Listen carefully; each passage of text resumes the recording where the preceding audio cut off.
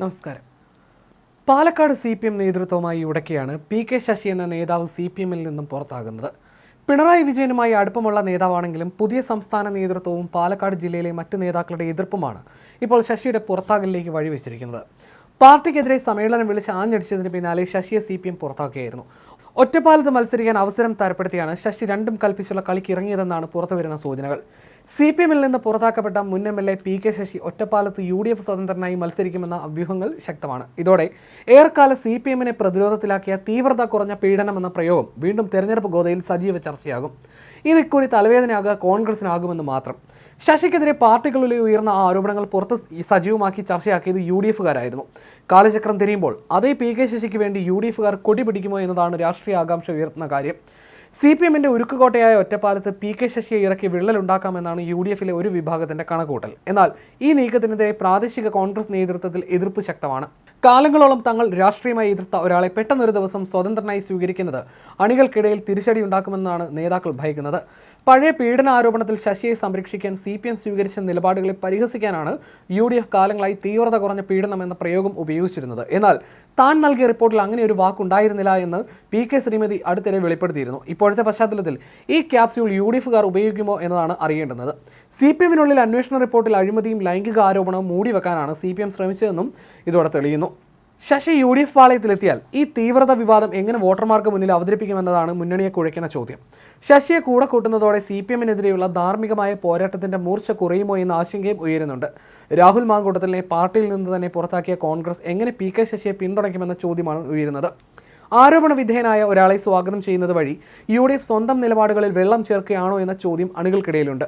PK ശശിയുടെ പുറത്താക്കൽ പാലക്കാട്ടെ ഇടതുപക്ഷ രാഷ്ട്രീയത്തിൽ വലിയ മാറ്റങ്ങളൊന്നും ജില്ലയിൽ ഉണ്ടാക്കില്ല. എന്നാൽ UDF അദ്ദേഹത്തിന് ടിക്കറ്റ് നൽകിയാൽ അത് നിലവിലെ സാഹചര്യത്തിൽ എന്താകുമെന്ന ചോദ്യം ഉയരുന്നുണ്ട്. അതേസമയം മുസ്ലിം ലീഗ് നേതാക്കളെല്ലാം ശശിയെ അനുകൂലിക്കുന്ന നിലപാടിലുമാണ്. എന്നാൽ ശശിയുടെ സ്ഥാനാർത്ഥിത്വവുമായി ബന്ധപ്പെട്ട് ഒറ്റപ്പാലത്തെ കോൺഗ്രസ് നേതാക്കളിൽ ഒരു വിഭാഗം ശക്തമായി എതിർപ്പുയർത്തുന്നു. ശശിയെ പിന്തുണയ്ക്കരുതെന്ന് ആവശ്യപ്പെട്ട് ഇവർ പ്രതിപക്ഷ നേതാവ് VD സതീശനെ സമീപിച്ചു എന്നാണ് വിവരം. പാർട്ടിയുമായി കുറച്ചുകാലമായി ഇടഞ്ഞു നിൽക്കുന്ന ശശി KTDC ചെയർമാൻ സ്ഥാനം കഴിഞ്ഞയാഴ്ചയാണ് രാജിവെച്ചത്. CPM സംസ്ഥാന സെക്രട്ടറിക്കും ജില്ലാ സെക്രട്ടറിക്കും എതിരെ അടക്കം രൂക്ഷ വിമർശനം ഉന്നയിച്ച് രംഗത്തെത്തിയതിന് പിന്നാലെ PK ശശിയെ CPM പുറത്താക്കിയായിരുന്നു. പ്രാഥമിക അംഗത്വത്തിൽ നിന്നാണ് പുറത്താക്കിയത്. തൊട്ടു പിന്നാലെ പാർട്ടി നടപടിയോട് പ്രതികരിച്ച് PK ശശി രംഗത്തെത്തി.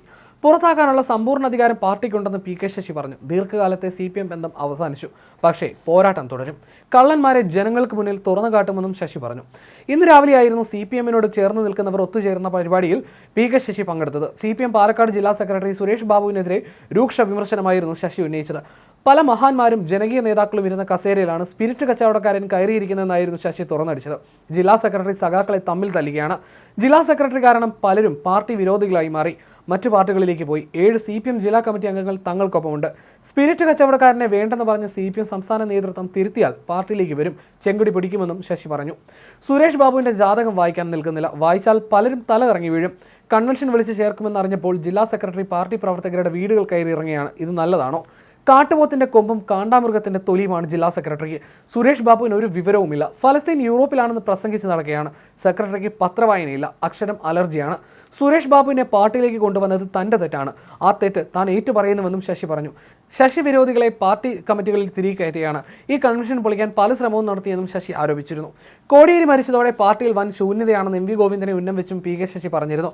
കോടിയേരി പാർട്ടി സെക്രട്ടറി ആയിരുന്ന കാലത്ത് മനുഷ്യരെ ചേർത്ത് പിടിച്ചിരുന്നു. പക്ഷേ നമുക്ക് ഭാഗ്യമില്ലാതെയായിപ്പോയി. കോടിയേരി ജീവിച്ചിരുന്നെങ്കിൽ ഈ ഗതി CPM പാർട്ടിക്ക് ഉണ്ടാവുമായിരുന്നില്ല. എന്തുകൊണ്ട് ഓർമ്മപ്പെടുത്തുന്നു എന്നത് ഓർക്കണമെന്നും PK ശശി വ്യക്തമാക്കിയിരുന്നു. PK ശശിയുടെ രൂക്ഷ വിമർശനങ്ങൾക്ക് പിന്നാലെയായിരുന്നു പാർട്ടി നടപടി.